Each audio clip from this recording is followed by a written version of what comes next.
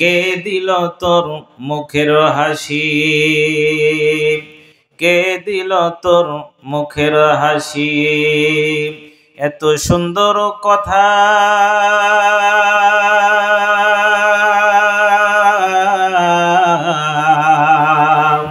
কেমন করে বুঝতে পারিস আপন জনের ব্যথা।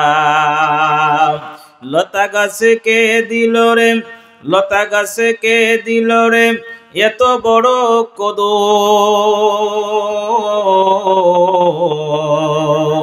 কেমন করে মৌমাছিরা ওরে মৌচাকে দেয় মধু। ঝিনুক মাঝে কে দিল রে, ঝিনুক মাঝে কে দিল রে মুক্তামণি হার,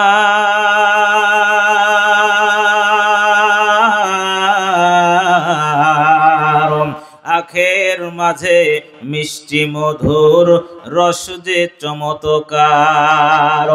পাখির কণ্ঠে কে দিল রে, পাখির কণ্ঠে কে দিল রে মিষ্টি মধুর গান।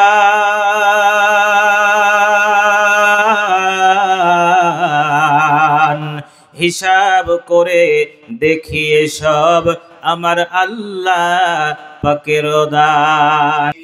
যে মহান রব্বুল আলামিন আমাদেরকে অত্যন্ত দয়া করে মায়া করে ভালোবেসে দুনিয়ার এই জমিনের ওপরে আসমানের নিচে সর্বশ্রেষ্ঠ মাখলুকাত হিসাবে তৈরি করে অসংখ্য অগণিত রহমত বারাকাত মাগফিরাতের মধ্যে আমাদের হায়াতকে দীর্ঘায়িত করে ফিতনার জামানায় দুনিয়াবি এই অশ্লীলতা বেহায়াপনার এই সময়ের মধ্যে আমাদেরকে শয়তানের ওয়াসওয়াসার মধ্যে না রেখে বিভিন্ন ফিতনা ফাসাদের জায়গাগুলোতে আমাদের মধ্যে না রেখে তার অন্যতম শ্রেষ্ঠ একটি নিদর্শন আল কোরআন শোনার জন্য এই তাফসিরুল কোরআনের এই ময়দানে জান্নাতি পরিবেশে আমাদেরকে আসার বসার তৌফিক দান করেছেন। এই জন্য আপনারা সকলেই খুশি না বেজার? খুশি যদি হন তাহলে আওয়াজ কি বেশি হবে না আওয়াজ কি কম হবে বলেন? আওয়াজের পরিমাণ উঁচু হবে না নিচু হবে? আপনাদের আওয়াজ শুনে তো মনে হচ্ছে যে আপনারা খুশি হননি। খুশি হয়েছেন? মানুষ যদি খুশি হয়, ভালো করে খেয়াল করেন, যদি মানুষ খুশি হয় তাহলে তার আর বলা লাগে না যে তুমি জোরে কথা বলো, এমন বলা লাগে? অটোমেটিক এমনি কিন্তু গলা দিয়ে কণ্ঠর মধ্যে দিয়ে স্বর এমনি বেড়ে যায়, ঠিক না? পছন্দের দল পছন্দের মার্কা যদি জেতে তো বলা লাগে না যে তুমি একটু জোরে স্লোগান দাও, ওর এমনি থেকেই কিন্তু কণ্ঠের মধ্যে জোর চলে আসে, ঠিক কিনা? ওকে বলাও লাগে না তুমি জোরে দাও। পছন্দের মার্কা যদি জেতে তাহলে নিজের ভাই হোক আর নিজের বাবা হোক সব ভাই হয়ে যায়, ভাইও ভাই বাবাও ভাই, ঠিক না? কারণ তার এত আনন্দ, বাপও তখন ভাই হয়ে গেছে। পছন্দের দল যদি যেতে, বিশেষ করে খেলাধুলার ক্ষেত্রে ক্রিকেট ফুটবলের ক্ষেত্রে দেখা যাচ্ছে নিজের পছন্দের দেশ জিতেছে, তখন এত জোরে চিৎকার আর এত বেশি হল্লাহড়ি, তো মনে করেন সে চিৎকারের কণ্ঠে চিৎকারের আওয়াজের পাশে টেকাই তো কঠিন, ঠিক কিনা? গত কিছুদিন পূর্বে যে ফুটবল বিশ্বকাপ অনুষ্ঠিত হয়েছিল, তো ফুটবল বিশ্বকাপে হঠাৎ করে দেখি রাত ৩টার সময় হই চিৎকার চেঁচামেচি হচ্ছে। মাদ্রাসার থেকে প্রায় আধা কিলো দূরে বড় প্রজেক্টরের মাধ্যমে খেলা তারা দেখাচ্ছে। তো রাত তখন ৩টা, আমি চিন্তা করলাম এত রাত্রে আবার এত চিল্লাচিল্লি কেন? মাদ্রাসার থেকে বের হয়ে একটু খোঁজ নিয়ে রাত ৩টার সময় দেখি এত চিল্লাচিল্লি কেন। পরে দেখছি যে বলছে হুজুর আমাদের দল জিতেছে, এই জন্য খুশিতে আর বসে থাকতে পারছি না। জিতলে মানুষের স্বর বেড়ে যায়, মানুষ খুশি হয়, এটা মানুষের একটা খাসলত, এটা মানুষের একটা তবিয়ত। আমরা যারা এখানে আসতে পেরেছি আমরাও খুশি কার ওপর বলেন তো? মোহাব্বত নিয়ে বলেন কার ওপর? অতএব আমরা আল্লাহর উপরে খুশি হয়েছি, সে লক্ষ্যে আমরা হৃদয়ের সর্বোচ্চটুকু আবেগ এবং উজাড় ভালোবাসা উজাড় করে হৃদয়ের সর্বোচ্চটুকু আওয়াজ দিয়ে কণ্ঠের মধ্যে যতটুকু আওয়াজ আল্লাহ দিয়েছেন মোহাব্বত নিয়ে তার শুকরিয়া আদায় করে বলছি আলহামদুলিল্লাহ। অসংখ্য কোটি দরুদ ও সালাম বিশ্ব মানবতার মুক্তির কাণ্ডারি, বিশ্ব মানবতার পথের দিশারি, দো জাহানের সম্রাট সৈয়দুল মুরসালিন রহমাতুল্লিল আলামিন, শফিউল মুজনাবিন, খাতামুন নবিয়্যিন, সৈয়দুস সাকলাইন, ইমামুল মুরসালিন, শফিয়ে আজম রসুল আকরম, রহমতে আলম, নবিউল আরব ওয়াল আজম, হাবিবে কিবরিয়া, আশরাফুল আম্বিয়া, সৈয়দুল আম্বিয়া, জনাবে মুহাম্মদুর রসুল্লাহ, বলেন সাল্লাল্লাহু আলাইহি ওয়াসাল্লাম। সম্মানিত সুধী, আমরা আলোচনার শুরুতে ভূমিকায় অতিরিক্ত কথা বলে আলোচনা দীর্ঘায়িত করব না, যেহেতু দোয়ার অনুষ্ঠান এবং আকাশের অবস্থাও ভালো না। আকাশের অবস্থা ভালো না থাকার কারণে কর্তৃপক্ষ অনুরোধ জানিয়েছে খুব বেশি সময় দীর্ঘায়িত হবে না। সেহেতু আমরা আজকে যারা এখানে বসেছি অতিরিক্ত দীর্ঘায়িত কথা নয়, ভূমিকায় কোনো কথা বাদ দিয়ে সরাসরি আমরা আজকে কোরআন থেকে কথা শুনবো। আল্লাহ কবুল করুক, বলেন আমিন। এবং যে কথাগুলা শুনবো, কথাগুলা বাস্তবিক জীবনে আমল করার তৌফিক আল্লাহ পাক আমাদেরকে দান করুক, বলেন আমিন। আর একটাও ভূমিকায় কথা নয়, সরাসরি আমরা যে আয়াত তেলাওয়াত করেছি সেই আয়াতে আমরা চলে যাই। আমি আজকে আপনাদের সামনে পবিত্র কোরআনুল কারীমের 29 নম্বর সূরা। কত নম্বর সূরা বলেন? বলতে হবে, প্রত্যেকটা মানুষ বলতে হবে কথাগুলা, কারণ তাফসির শুনতে এসেছেন, কিছু বিষয় তো আমাদেরকে জানতেও হবে। আজকে আমরা কথা শুনবো 29 নম্বর সূরা থেকে। কত নম্বর সূরা? 29 নম্বর সূরা। বলেন তো বাবা, কোরআনুল কারীমের মধ্যে মোট কতটি সূরা আছে? মাশাআল্লাহ, ওয়াজ তো আপনারাই জানেন দেখছি, ওয়াজ তো আপনাদেরই মুখস্থ, এবং এটা মিথ্যা কথা নয়। আমি গত কয়েকদিন আগেও পড়েছিলাম, আমেরিকার থেকে একটা গবেষণা করেছে আমেরিকার কিছু মানুষ, আমেরিকার কিছু বিজ্ঞানী এবং তারা গবেষক একটা গবেষণা করেছে যে এই তামাম বিশ্বের মধ্যে যত ধর্ম আছে, এই ধর্মের মধ্যে কোন ধর্মের অনুসারীরা তাদের ধর্ম সম্পর্কিত জ্ঞান বেশি রাখে, এটা তারা রিসার্চ করেছে। কথা বুঝতেছেন? যে তামাম বিশ্বের মধ্যে 4,500-এর উপরে ধর্ম আছে। কত হাজার? 4,500-এর উপরে ধর্ম। এত ধর্ম, এত বর্ণ, এত মত, এর মধ্য থেকে কোন ধর্মের অনুসারীরা তাদের ধর্ম সম্পর্কিত জ্ঞান বেশি রাখে, তারা একটা রিসার্চ করেছে। তো দীর্ঘ 6.5 মাসের একটা রিসার্চ তারা করেছে। এই 6.5 মাসের রিসার্চ গবেষণা করার পরে তারা ফলাফল প্রকাশ করেছে এটি, যে তামাম বিশ্বের মধ্যে যত ধর্ম আছে, এই ধর্মগুলোর মধ্যে সব থেকে বেশি ধর্ম সম্পর্কিত জ্ঞান বেশি রাখে ইসলাম ধর্মের অনুসারী মুসলমানরা। বলেন সুবহানাল্লাহ। মুসলমানরা যে পরিমাণ জ্ঞান তাদের ধর্ম সম্পর্কে রাখে, এই পরিমাণ জ্ঞান অন্য ধর্মের মানুষেরা রাখে না। সুবহানাল্লাহ বলেন। কারণ এখানে বাস্তবিক প্রমাণই আমি আপনাদেরকে দেখাই দিই। এখানে যতগুলা মানুষ আমরা বসেছি, অন্তত পক্ষে সূরা ফাতিহাটা কিন্তু আমরা বলতে পারি। কি বলেন, ঠিক কিনা? একটা সূরা হলো আমরা বলতে পারি, কিন্তু এমন এমন অন্য ধর্মের অনুসারী আছে, তাদের ধর্মের একটা মন্ত্র তারা জানে না। কিন্তু ইসলাম ধর্মের অনুসারী মুসলমানরা তাদের ধর্ম সম্পর্কিত জ্ঞান কিছু না কিছু হলেও রাখে। এই ধর্ম সম্পর্কিত জ্ঞানের নিয়ামত যিনি দিয়েছেন মোহাব্বত নিয়ে, বলেন তিনি কে? আরেকবার মোহাব্বত নিয়ে বলেন কে? আল্লাহু আল্লাহু, কি যে মধুর নাম। আল্লাহু আল্লাহু, কি যে মধুর নাম। ধরার তামাম মনি মুক্তা, পান্না হীরা সোনা দানায়, হয় না তাহার দাম। আল্লাহু আল্লাহু, কি যে মধুর নাম। আল্লাহু আল্লাহু, কি যে মধুর নাম। ঠিক কিনা? এই জ্ঞান আল্লাহ আমাদেরকে দিয়েছেন, এখন আমাদের মানার কমতি আছে। ঠিক কিনা? মানার কমতি। আমরা যা জানি বাবা, ওয়াজ নসিহত, এইগুলাই যদি আমরা মেনে চলি, আল্লাহ পাক চাহে তো এর বিনিময়ে আল্লাহ পাক আমাদেরকে নাজাত দিয়ে দেবে। সুবহানাল্লাহ। এখন আমাদের আমল করার কমতি আছে। ইনশাআল্লাহ আমরা বাস্তবিক জীবনে আমল করার চেষ্টা করব। আল্লাহ কবুল করুক, বলেন আমিন। তাহলে আমরা যেই সূরা থেকে আজকে কথা শুনবো, আলোচনা করব, সেটি হলো কত নম্বর সূরা? 29 নম্বর সূরা। সূরাটির নাম এবার আমরা একটু জেনে নিই। সূরাটির নাম হলো সূরাতুল আনকাবুত। কি সূরা বলেন? সবাই বলবেন কি সূরা? আনকাবুত। এই যে আপনি আনকাবুত উচ্চারণ করলেন, এই উচ্চারণ করার কারণে আমল নামায় 60টা নেকি আল্লাহ পাক দিয়ে দিয়েছে। সুবহানাল্লাহ। শুধু নাম উচ্চারণ করেছেন, সূরার নাম, তাও নেকি হয়ে যাচ্ছে। সুবহানাল্লাহ বিহামদি। এখন আসেন, আলোচনা দীর্ঘায়িত হবে, সেদিকে যাব না। সূরাতুল আনকাবুত থেকে আমরা কথা শুনবো। এখন এই সূরাত থেকে যে আমরা কথা শুনবো, সূরা সম্পর্কিত কিছু পরিচয় তো আমাদের জানার দরকার আছে। আসেন আরেকটু আমরা সামনে আগাই।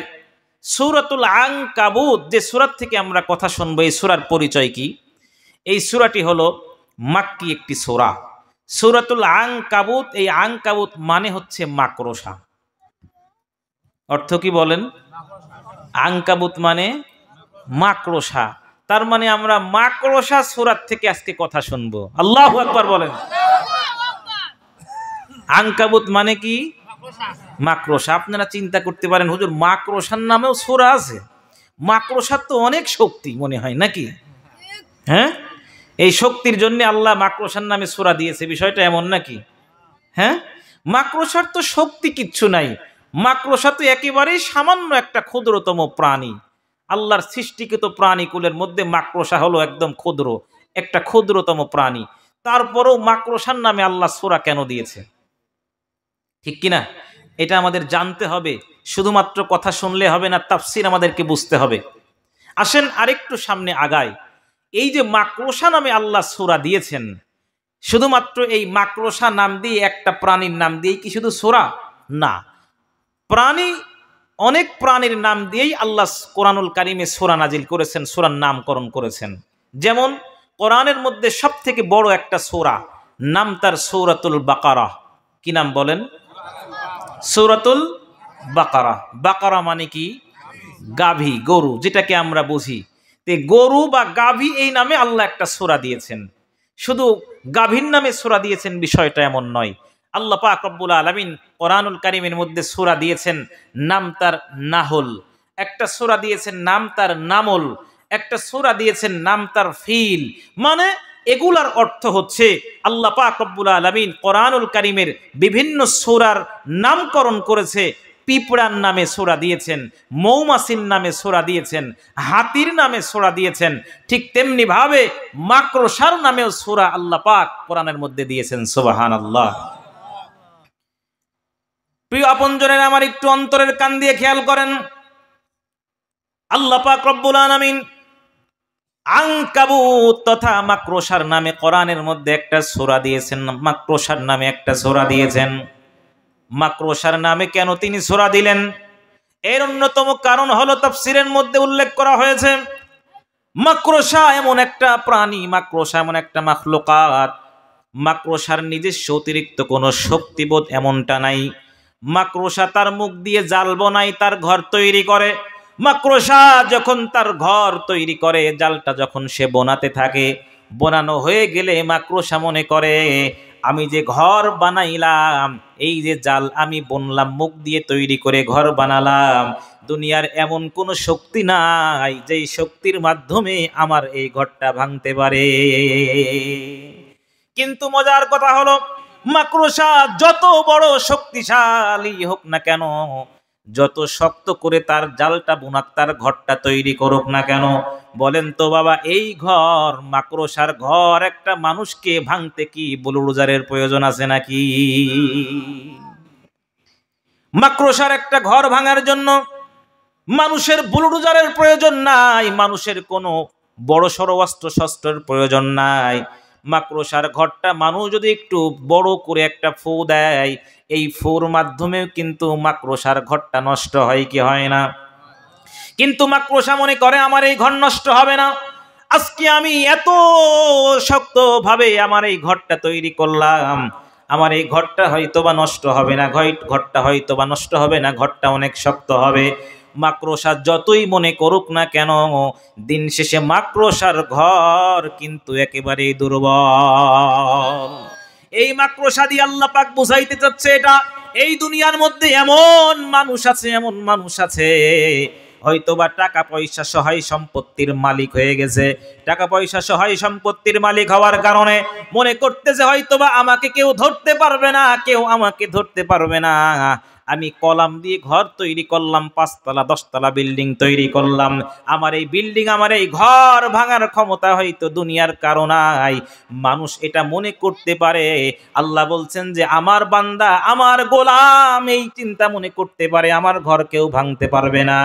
আল্লাহ বলছেন ওই মাকড়সা তার ঘর বানানোর পরে যেই চিন্তা করেছিল আমার যে বান্দাগুলা দুনিয়ার মধ্যে প্রভাব প্রতিপত্তি অর্জন করার পরে চিন্তা করবে মাকড়সার ঘর ভাঙার জন্য মানুষের কাছে যেমন মামুলি ব্যাপার, তার থেকেও মামুলি ব্যাপার হলো আমার বান্দার এই বিল্ডিং বানাখানা ভাঙা। বান্দা যতই বাহাদুরি করুক না কেন, টাকা পয়সা সহায় সম্পত্তি সব আছে, সব আছে, ক্ষমতা আছে, ক্ষমতা পেয়ে বান্দা যতই বাহাদুরি করুক না কেন কেউ নামাইতে পারবে না। বলেন তো বাবা, ক্ষমতা পেয়ে নামাইতে পারবে না, এই চিন্তা যারা করেছিল বলেন তো তারা নেমেছে কি নেমে না? সহায় সম্পত্তির মালিক যারা হয়েছিল তারা মনে করেছিল হয়তো আমাকে আজরাইল ধরবে না। সহায় সম্পত্তির মালিক যারা হয়েছিল, এখনো এমন মানুষ আছে হয়তো এমন চিন্তা করে আমি অধিক টাকা পয়সার মালিক, সহায় সম্পত্তির মালিক হয়ে গেছি, আমার কাছে আজরাইল আসবে না। ওরে বাবা, তুমি কতটুকু সম্পত্তির মালিক হয়েছ? তোমার থেকে সম্পত্তি কিন্তু কারুনের কম ছিল না, কম ছিল না। কারুনের কত সম্পদ ছিল, কত সম্পদ ছিল। তাফসীরের কিতাবের মধ্যে উল্লেখ করা হয়েছে কারুনকে আল্লাহ পাক এত বেশি সম্পদ দিয়েছিলেন, এত বেশি সম্পদ দিয়েছিলেন। কারুনের সম্পদের পরিমাণ উল্লেখ করা হয়েছে এভাবে, কারুনের যে সম্পদগুলো গোডাউনের মধ্যে তালাবদ্ধ থাকতো, গোডাউনের মধ্যে তালা দিয়ে রাখতো, কারুনের এই সব সম্পদের গোডাউনের চাবি, এই চাবিগুলা বহন করার জন্য সেই সময় 70টা উটের প্রয়োজন হতো। আল্লাহু আকবার বলেন। কি বহন করার জন্য? চাবি। শুধু সোড়ান চাবি, চাবির তো অনেক ওজন নাকি? 1 কেজি 2 কেজি করে ওজন, আর একটা উটের ওপরে তো একটাই চাবি বহন করে নাকি? কারুনের এত সম্পদ ছিল, এত সম্পদ। কারুনের এই গোডাউনের চাবিগুলা বহন করার জন্য 70টা উটের প্রয়োজন হতো। কোন কোন তাফসীরের মধ্যে উল্লেখ করা হয়েছে 99টা উটের প্রয়োজন হতো। এত সম্পদ কারুনের ছিল। বলেন তো কারুন কি এই দুনিয়ার মধ্যে চিরকাল থাকতে পেরেছে নাকি? কারুন মনে করেছিল হয়তো আমি যাব না, আমার কাছে আজরাইল আসবে না। না না না, যখন সময় হবে আজরাইল কিন্তু ঠিকই আমার আপনার কাছে আসবে কি আসবে না? অবশ্যই আজরাইল আমার আপনার কাছে আসবে। আল্লাহ পাক রব্বুল আলামিন সূরাতুল আনকাবুত দিয়ে বোঝাতে চাইলেন এটি। বান্দা মাকড়সা মনে করে তার এই ঘর, তার এই জালটা অনেক শক্তিশালী, অনেক শক্ত, কিন্তু দিন শেষে মাকড়সা জানে না তার এই ঘরটা কিন্তু সাধারণ মানুষের কাছে কিচ্ছু না। আমার বান্দারা মনে করতে পারে তাদের বিল্ডিং বাড়ি বালাখানা ক্ষমতা সহায় সম্পত্তি হয়তো অধিক শক্তিশালী। না না না, মাকড়সার ঘরটা যেমন দুর্বল, মানুষের কাছে ঘরটা ভাঙার জন্য যেমন মামুলি ব্যাপার, আমার বান্দাদের ক্ষমতা, আমার বান্দাদের সহায় সম্পত্তি ভেস্তে দেওয়া এটা আমার জন্য আরো মামুলি ব্যাপার। আল্লাহু আকবার বলেন। এই সূরা থেকে আমরা কথা শুনবো। তাহলে সূরার নাম হলো সূরাতুল আনকাবুত, মানে হলো মাকড়সা। আরো বিস্তারিত তাফসীর করা যাবে কিন্তু সময় শর্ট। আমারে বলেছে 9:30 শেষ করতে, এখন তো 9:30 বেজে গিয়েছে। যাই হোক, আরেকটু সামনে আমরা আগাই। কষ্ট হচ্ছে আপনাদের? আরেকটু সামনে আগাই, থাকবেন তো ইনশাআল্লাহ? আসেন এবার আর সূরার পরিচয় সম্পর্কে যাব না, কারণ সময় সংক্ষিপ্ত। এবার এই সূরার যে আয়াত তেলাওয়াত করেছি এই আয়াত সম্পর্কে কিছু কথা জানা যাক ইনশাআল্লাহ। পারা যাবে তো? ঘুমিয়ে গেলেন নাকি? তাকবীর দেন, লিল্লাহি তাকবীর, নারায়ে তাকবীর। আল্লাহ পাক রব্বুল আলামিন বলেন এই সূরার প্রথম আয়াতে আল্লাহ পাক বলেন আলিফ লাম মিম। আল্লাহ বলছেন এই আয়াত হলো এমন একটা আয়াত, এই আয়াতটাকে বলা হয় হুরুফুল মুকাত্তাআত। অর্থাৎ পৃথিবীর মধ্যে এমন কোন মুফাসসির নাই, এমন কোন তাফসীর কারক নাই, এমন কোন ব্যক্তি নাই যেই ব্যক্তি এই হুরুফুল মুকাত্তাআতের তাফসীর করতে পারে, ব্যাখ্যা করতে পারে। আলিফ লাম মিম এই ধরনের আয়াতগুলা হলো হুরুফুল মুকাত্তাআত, যে আয়াতগুলার কোনো ব্যাখ্যা হয় না, কোনো তাফসীর হয় না। আল্লাহ পাক রব্বুল আলামিন বিভিন্ন সূরার শুরুতে এমন কিছু শব্দ দিয়েছেন, এমন কিছু আয়াত দিয়েছেন হুরুফুল মুকাত্তাআত, যেই শব্দগুলার অর্থ কোন মুফাসসিরের দ্বারা করা সম্ভব নয়। আল্লাহ পাক রব্বুল আলামিন বিভিন্ন সূরার শুরুতে, কোন সূরার শুরুতে বলেছেন আলিফ লাম মিম, আল্লাহ পাক কোন সূরার শুরুতে বলেছেন আলিফ লাম রা, আল্লাহ পাক কোন সূরার শুরুতে বলেছেন আলিফ লাম মিম সাদ, আল্লাহ পাক কোন সূরার শুরুতে বলেছেন তাসিন, কোন সূরার শুরুতে বলেছেন তাসিম মিম, কোন সূরার শুরুতে বলেছেন আইন সিন কফ, কোন সূরার শুরুতে বলেছেন নুন, কোন সূরার শুরুতে বলেছেন ইয়াসিন।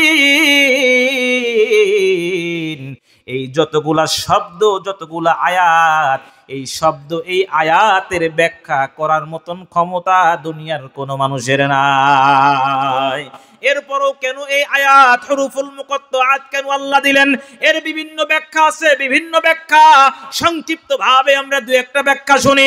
আল্লাহ পাক রব্বুল আলামিন এই হুরুফুল মুকাত্তাআত এই শব্দগুলা দিয়েছেন কারণ হলো, তাফসীরের কিতাবের মধ্যে উল্লেখ করা হয়েছে আল্লাহ পাক রব্বুল আলামিন তার হাবিব, তার বন্ধু মুহাম্মদুর রাসূলুল্লাহ বলেন সাল্লাল্লাহু আলাইহি ওয়াসাল্লামের সঙ্গে এমন কিছু গোপন কথা বলেছেন, যেই গোপন কথা দুনিয়ার অন্য কোনো মানুষকে আল্লাহ বুঝতে দেবে না। সুবহানাল্লাহ। এমন গোপন কিছু সংকেত আল্লাহ দিয়েছেন এই আয়াতগুলার মধ্যে, হরফগুলার মধ্যে গোপন কিছু সংকেত আল্লাহ দিয়েছেন, গোপন সংকেত, যেই গোপন সংকেতের তথ্য এবং মর্মার্থ আল্লাহ পাক কাউকে জানতে দেবে না, কাউকে জানতে দেবে না।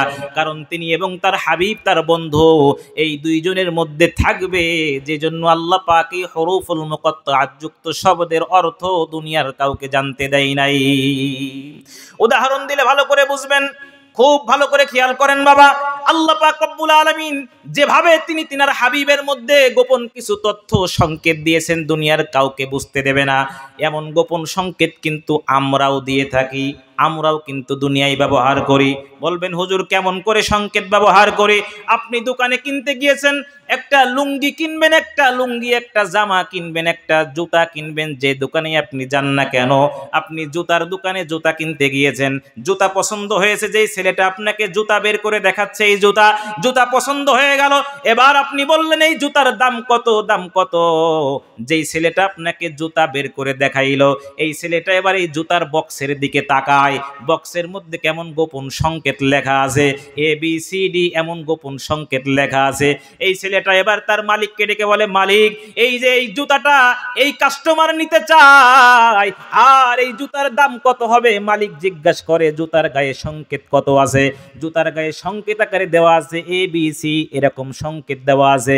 দোকানদার মালিক বলে এই জুতার দাম তুমি তার কাছ থেকে 700 টাকা নিয়ে নাও। ওরে বাবা, এই 700 টাকা কিন্তু জুতার এই গায়ে লেখা ছিল না, জুতার প্যাকেটের গায়ে লেখা ছিল না, ABC এরকম সংকেত দেওয়া ছিল। তার মানে হলো এই সংকেতের মধ্যে গোপন কিছু তথ্য আছে, যেই তথ্য দোকানদার মালিক ছাড়া আর কেউ জানে না, ঠিক কি না? আল্লাহ পাক রব্বুল আলামিন এমন কিছু গোপন সংকেত তার হাবিবের জন্য রেখেছেন, তার হাবিবের জন্য, যেই সংকেতগুলার অর্থ তথ্য দুনিয়ার কোনো মানুষকে আল্লাহ পাক জানতে দেবে না। সুবহানাল্লাহ। রহমাতুল লিল আলামিন নবী, রহমাতুল লিল আলামিন নবী, কোরআনে প্রমাণ, উম্মত বিনে কে বুঝিবে দয়ার নবীর শান, উম্মত বিনে কে বুঝিবে দয়ার নবীর শান, ঠিক কি না? এমন কিছু গোপন সংকেত আল্লাহ পাক রব্বুল আলামিন রেখেছে, এগুলাকে হুরুফুল মুকাত্তাআত বলা হয়। হুরুফুল মুকাত্তাআত, যে আয়াত, যে শব্দের অর্থ দুনিয়ার কোনো মানুষ জানে না, একমাত্র একজন জানে, মোহাব্বত নিয়ে বলেন তিনি কে, তিনি কে? এটা হলো 1 নম্বর আয়াত। আরেকটা আয়াতে যাই, কি বলেন? আরেকটা আয়াতে যাব। 2 নম্বর আয়াতে যে আয়াত তেলাওয়াত করেছি, আল্লাহ পাক বলেন আহাসিবান নাসু আন ইয়াতরাকু আন ইয়াকুলু আমান্না ওয়া হুম লা ইফতানুন। আল্লাহ পাক রব্বুল আলামিন বলেন, দুনিয়ার মধ্যে এমন কিছু মানুষ আছে, আমার এমন কিছু গোলাম আছে, এমন কিছু বান্দা আছে, যে বান্দাগুলা শুধুমাত্র মুখে বলবে আমি ঈমানদার, আমি ঈমানদার, আমি মুসলমান, অথচ তাদের ঈমানের পরীক্ষা নেওয়া হবে না। এটা কখনো হতে পারে না। আল্লাহু আকবার বলেন। তাহলে এই আয়াতে আল্লাহ বলছেন হাসিবান নাস, হে মানুষ তুমি কি মনে করেছো, আইয়ুতরাকু আইয়াকুলু আমান্না, মুখে শুধু বলবা আমি ঈমান এনেছি, আল্লাহ আপনার উপরে ঈমান এনেছি, ওয়া হুম লা ইফতানুন, আর তোমাদের পরীক্ষা করা হবে না, এটা সম্ভব? কি বলেন সম্ভব? পরীক্ষা করা হবে না, এটা সম্ভব নয়। আল্লাহ বলছেন যে মুখে বলবা আমি ঈমান এনেছি আর তোমার ঈমানের পরীক্ষা করা হবে না, এটা সম্ভবকর হতে। আল্লাহ পাক রব্বুল আলামিন পরবর্তী আয়াতে বলেন, ওয়ালাকাদ ফাতান্নাল্লাযীনা মিন ক্বাবলিহিম ফালা ইয়া'লামান্নাল্লাহুল্লাযীনা সাদাকু ওয়া লা ইয়া'লামান্নাল কাযিবিন। আল্লাহ পাক রব্বুল আলামিন বলেন, তোমাদের পূর্ববর্তী যারা ছিল তাদেরকেও কিন্তু পরীক্ষা নেওয়া হয়েছে, পরীক্ষা নেওয়া হয়েছে। পরীক্ষা বাদে আমি আল্লাহ কিন্তু তোমাদের কাউকে জান্নাত দেব না। আল্লাহ পাক রব্বুল আলামিন অন্যতে বলেন, আম হাসিবতুম আন তাদখুলুল জান্নাতা ওয়া লাম্মা ইয়াতিকুম মাসালুল লাযিনা খালাউ মিন ক্বাবলিকুম মাসাতহুমুল বাসাউ ওয়াদ-দাররাউ ওয়া যুলজিলু হাত্তা ইয়াকুলার রাসূলু ওয়াল্লাযীনা আমানু মা'আহু মাতা নাসরুল্লাহ আলা ইন্না নাসরাল্লাহি করিব। আল্লাহ পাক রব্বুল আলামিন বলেন, আম হাসিবতুম আন তাদখুলুল জান্নাহ, তোমরা কি মনে করেছো শুধুমাত্র মৌখিক স্বীকৃতি দিবা আমি মুসলমান? আমরা তো অবস্থা এমন হয়েছে, আমরা কিন্তু সবাই মুসলমান দাবি করি, সবাই মুসলমান দাবি করি। এমনও মানুষ আছে, এমনও মানুষ আছে বলবে হুজুর আমি নামাজ না পড়লে কি হবে, আমি আপনার থেকে পাক্কা মুসলমান, আমি ঈমানদার বেশি। কি বলেন, এমন লোক নাই? এমন বহু মানুষ আছে বলে হুজুর আমি নামাজ না পড়লে কি হয়, আমি সুদ খাইলে কি হবে, আপনার থেকে আমার ঈমান মজবুত। কি বলেন নাই? এরকম আছে। আমার মা বোনরা এমনও আছে বেপরদা বেহায়াপনার মধ্যে চলবে, বলবে যে আমি পাক্কা ঈমানদার। কি বলেন ঠিক না? মুখের কথা এটা কি আল্লাহ গ্রহণ করবে? কি বলেন গ্রহণ করবে? আপনি ঈমানদার ঈমানদার মুখে দাবি করবেন আর আল্লাহ আপনার কথা বিশ্বাস করে নেবে, বিষয়টা এরকম না। না না, হবে না, এটা হতে পারে না। আপনি শুধুমাত্র মৌখিক স্বীকৃতি দিবেন আর আল্লাহ এটা মেনে নেবে, গ্রহণ করবে, বিষয়টা এমন হবে না। আপনি মুখে মুখে যতই বাহাদুরি দেখান না কেন, যতই বাহাদুরি দেখান না কেন, আপনার এই বাহাদুরি কিন্তু থাকবে না, থাকবে না, থাকবে না। কারণ পরকালীন কঠিন মুসিবতের দিনে আপনার জবানের মধ্যে তালাবদ্ধ করে দেওয়া হবে। আপনি মনে করছেন হয়তো বা আল্লাহর কাছে বলবো আমি ঈমানদার ছিলাম, আমি মুসলমান ছিলাম, হবে না, হবে না। আল্লাহ পাক বলেন সেদিন কিয়ামতের কঠিন মুসিবতের দিনে আমি আল্লাহ তোমাদের মুখের জবানকে তালাবদ্ধ করে দেব, আর মুখ থেকে কথা বলতে পারবা না। আল্লাহ পাক পবিত্র কোরআনুল কারীমের মধ্যে বলেন, আল ইয়াউমা নাখতিমু আলা আফওয়াহিহিম ওয়া তুকাল্লিমুনা আইদিহিম ওয়া তাশহাদু আরজুলুহুম বিমা কানু ইয়াকসিবুন। আল্লাহ পাক রব্বুল আলামিন বলেন, আল ইয়াউমা নাখতিমু আলা আফওয়াহিহিম, আজকের এই দিনে কথা বলার ক্ষমতা দেওয়া হবে না, বান্দার মুখকে তালাবদ্ধ করে দেওয়া হবে, তালাবদ্ধ করে দেওয়া হবে। ইয়াদুন মানে হাত, আইদিহিম বহু বচন। আল্লাহ পাক বলেন বান্দার হাতগুলাকে কথা বলার মতন শক্তি দিয়ে দেব, বান্দার শরীরের অঙ্গ প্রত্যঙ্গগুলাকে কথা বলার মতন শক্তি দিয়ে দেব, বান্দার জবানকে তালাবদ্ধ করে দেব, বান্দা যেন জবান দিয়ে কথা বলতে না পারে, জোর করতে না পারে আমি মুসলমান ছিলাম বিষয় বিষয়টা এমন হবে না। বান্দার হাত সেদিন সাক্ষী দিবে। আল্লাহ বলেন নাখতিমু আলা আফওয়াহিম ওয়া তুকাল্লিমুনা আইদিহিম ওয়া তাশহাদু আরজুলুহুম। সেদিন বান্দার হাত সাক্ষী দিবে, বান্দার হাত সাক্ষী দিবে। বান্দার হাত সেদিন বলবে আল্লাহ, এই আল্লাহ এই হাত দিয়ে সে এই অপকর্মগুলা করেছে, এই হাত দিয়ে সে মানুষের ক্ষতি করেছে, মানুষের অপকার করেছে, মানুষকে হাত দিয়ে কত নির্যাতন করেছে, কত অসহায় মানুষ তার সামনে বেঁধেছিল কিন্তু উপকার করে নাই, কত মানুষ ছিল যাদেরকে সে কিন্তু উপকার করে নাই। এই আল্লাহ এই হাত দিয়ে সে অপকর্মগুলা করেছে। বান্দার হাত সেদিন বান্দার বিপক্ষে আল্লাহর কাছে সাক্ষী দিতে থাকবে। আল্লাহু আকবার বলেন। জবান তালাবদ্ধ হয়ে যাবে, মুখ দিয়ে আর বান্দা কোনো শব্দ উচ্চারণ করতে পারবে না। জবান তালাবদ্ধ হয়ে গেছে, বান্দা কিন্তু কথা বলতে পারবে না, কথা বলার শক্তি থাকবে না। বান্দার হাত সেদিন সাক্ষী দেবে। শুধুমাত্র তাই না, আল্লাহ বলেন ওয়ায়াউমা ইয়াহশুরুহুম জামিআন সুম্মা ইয়াকুলু লিল মালাইকাতি আহাউলাই ইয়াকুম কানু ইয়াবুদুন। আল্লাহ পাক রব্বুল আলামিন বলেন আমি বান্দার শুধুমাত্র হাত বিষয়টা এমন নয়, বান্দার অঙ্গ প্রত্যঙ্গ গুলার জবানও আমি আল্লাহ খুলে দেব। বান্দার অঙ্গ প্রত্যঙ্গ গুলা কিন্তু সেদিন আল্লাহর কাছে বান্দার বিপক্ষে সাক্ষী দেবে। একটু জিকির করেন লা ইলাহা ইল্লাল্লাহ, লা ইলাহা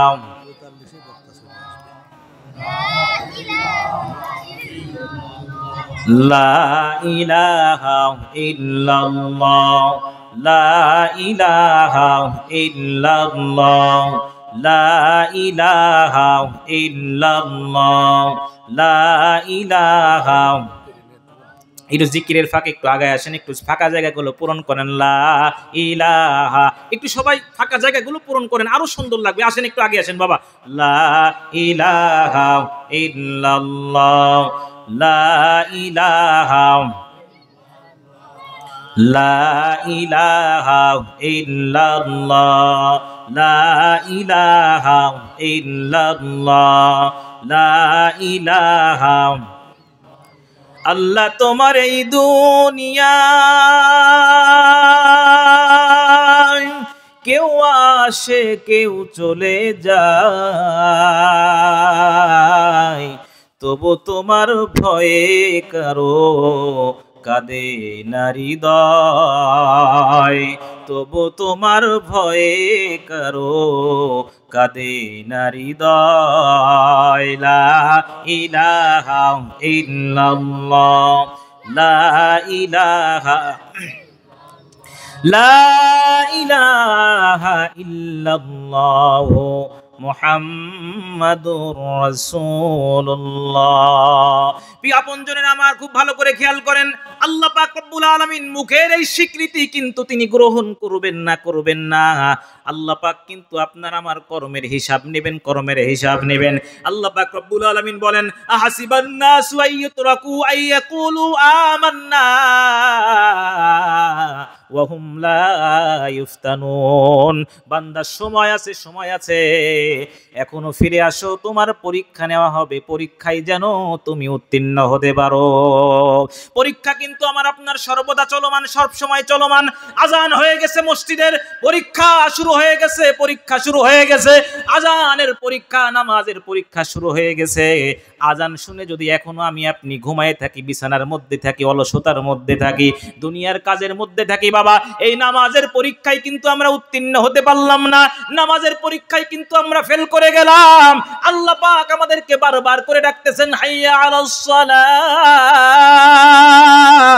হাইয়া আলাল ফালাহ। বান্দা কল্যাণের দিকে আয়, আমার দিকে আয়। আল্লাহ পাক কিন্তু আমাদেরকে এভাবে পাঁচ ওয়াক্ত নামাজের মধ্যে, আজানের মধ্যে ডাকতেছেন। এই পরীক্ষা কিন্তু আমার আপনার শুরু হয়ে গেছে। আমরা যদি এই পরীক্ষায় উত্তীর্ণ হতে চাই, বলেন তো নামাজ পাঁচ ওয়াক্ত পড়তে হবে কি হবে না? কি বলেন, হবে না? নামাজ পাঁচ ওয়াক্ত পড়তে হবে, এই হলো পরীক্ষা। আপনার আমার সামনে শয়তান ওয়াসওয়াসা দিচ্ছে, ওয়াসওয়াসা আমি চিন্তা করে দেখতেছি এটা কিন্তু খারাপ কাজ, এটা গুনাহের কাজ, এরপরেও যদি আমি শয়তানের ওয়াসওয়াসা, শয়তানের ফাঁদে পা দিয়ে ফেলি, ওরে বাবা এই ফাঁদে পা দেওয়ার কারণে কিন্তু আমি পরীক্ষায় উত্তীর্ণ হতে পারলাম না, গুনাহের কাজ করার কারণে কিন্তু আমি ফেল করে গেলাম। এই যে সামনে মাহে রমজান আসতেছে, পরীক্ষা সামনে, আল্লাহ পাক এমন একটা বরকতপূর্ণ মাস দিলেন, আমার কোন বান্দা এই বরকতপূর্ণ মাসটাকে পরিপূর্ণভাবে কাজে লাগাইতে পারে? এখন রমজানের পরিপূর্ণ 30টা রোজা আমরা পেলাম, কিন্তু যদি পরিপূর্ণ হক আদায় করতে না পারি, বাবা হক আদায় করতে না পারি, বলেন তো রমজানের পরীক্ষায় আমরা উত্তীর্ণ হলাম না আমরা ফেল করে গেলাম? উত্তীর্ণ যদি না হতে পারি তাহলেই কিন্তু কপালে দুঃখ আছে। আল্লাহ পাক রব্বুল আলামিন বলেন, ওয়াউমাল কিয়ামাতি রাদ্দুনা ইলা আশাদ্দিল আযাব ওয়ামাল্লাহু বিগাফিলিন আম্মা তা'মালুন। আল্লাহ বলেন, বান্দা সহ্য করতে পারবি না কিয়ামতের কঠিন আযাব, সহ্য করতে পারবি না জাহান্নামের আগুন, সহ্য করতে পারবি না ও মা, জাহান্নামের আগুন সহ্য করতে পারবা না গো মা, ও বাবা জাহান্নামের আগুন সহ্য করা সম্ভব হবে না। আল্লাহ পাক বারবার করে বান্দাকে ডাকতে থাকে, বান্দা আয় আয় আয়, এখনো ফিরে আয়, এখনো আমার দিকে ফিরে আয়। আমি চাই না আমার কোনো বান্দা জাহান্নামের আগুনে জ্বলুক, আমি চাই না আমার কোনো বান্দা জাহান্নামে যাক। মা যেমন তার সন্তানকে মহব্বত করে, যেমনি ভাবে মা তার সন্তানকে ভালোবাসে, আল্লাহ বলেন যে আমার বান্দাকে, আমি আমার বান্দাকে এর থেকেও বেশি মহব্বত করি। সুবহানাল্লাহ। বলেন, মা যেমন তার সন্তানকে কাছে না পেয়ে যেমন কষ্ট পায়, মায়ের কোল থেকে একটা সন্তান যদি হারায় যায়, একটা সন্তান যদি হারায় যায়, বলেন তো ওই মার কষ্ট হয় না ওই মার আনন্দ হয়? মার কষ্ট হয়, কেমন কষ্ট হয়? মায়ের কোল থেকে যদি একটা সন্তান হারায় যায়, ওই সন্তান হারায় যাওয়ার পরে যদি মায়ের কাছে এক ভরি স্বর্ণ দেওয়া হয়, যে তোমার সন্তানের দুঃখ তুমি দূরে ফেলে এক ভরি স্বর্ণ রেখে দাও, বলেন তো মা কি এই সন্তানের দুঃখটাকে বাদ রেখে এক ভরি স্বর্ণ গ্রহণ করবে? বিষয়টা কি এমন নাকি বাবা? না না না, বিষয়টা এমন নয়। মায়ের জাতিকে আল্লাহ পাক এত মহব্বত দিয়ে তৈরি করেছেন, মায়ের অন্তরের মধ্যে এত ভালোবাসা মহব্বত আল্লাহ পাক দিয়েছেন, এমন মহব্বত আল্লাহ পাক সন্তানের প্রতি দিয়েছেন, যার কারণে পৃথিবীর গোরস্থানের মধ্যে পুরুষ জাতিকে কবরস্থানে দাফন করার জন্য অনুমতি দেওয়া হয়, মহিলাদেরকে কবরস্থানে দাফন করার অনুমতি নাই। কোন মায়ের জাতিকে কবরস্থানে যেতে ইসলামী শরীয়ত হুকুম দেয় নাই। কেন দেয় নাই? কেন দেয় নাই? এর অন্যতম কারণ হলো পৃথিবীর মধ্যে এমন কোন মা নেই, এমন কোন মা নেই যেই মা তার সন্তানের বুকের উপরে মাটি দিতে পারে, ঠিক কিনা?